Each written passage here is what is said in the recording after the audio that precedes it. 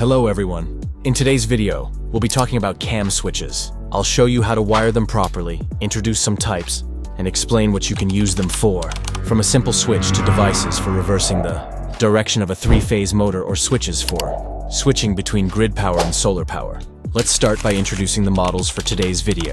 I'll show you how to wire a simple cam switch labeled 01, which has only two contacts and is used solely for breaking a single phase. Then we'll move on to a three-phase switch, also labeled 01, which has the same function but can break three wires simultaneously. After that, we'll move on to something a bit more complex, a switch labeled 102, which we'll spend the most time on.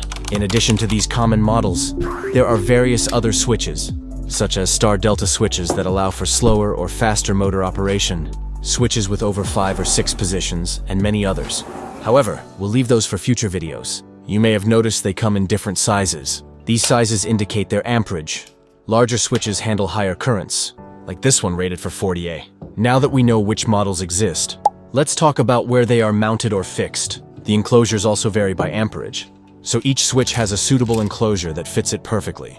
In addition to enclosures, switches are often mounted on the doors of electrical cabinets. Finally, let's get to wiring. We'll start with a basic 01 switch. There's not much to explain here. It has two contacts and is wired like any standard single-pole switch. One wire comes in and another goes out. I'll turn on the continuity tester to demonstrate. The contacts aren't connected, but when we turn the switch, the tester buzzes. For the three-phase switch, it's the same situation, except it has 3 separate inputs and 3 outputs. 2 inputs are on the top side and 1 is on the bottom. The key is to follow the markings. Input 1 connects to output 2, input 3 to output 4, and so on. I'll demonstrate this with the tester.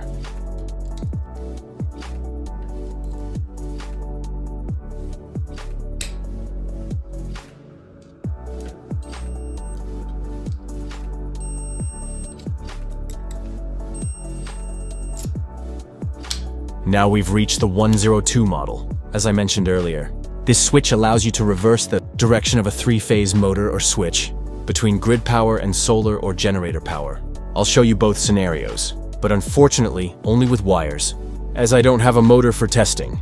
Basically, there are 6 contacts on the left side, which are paired, so there are 3 primary contacts. On the right side, there are 6 separate contacts. Here's how they are connected. The top and bottom left contacts are linked. When the switch is set to position 1, the left contacts connect to the top right contacts.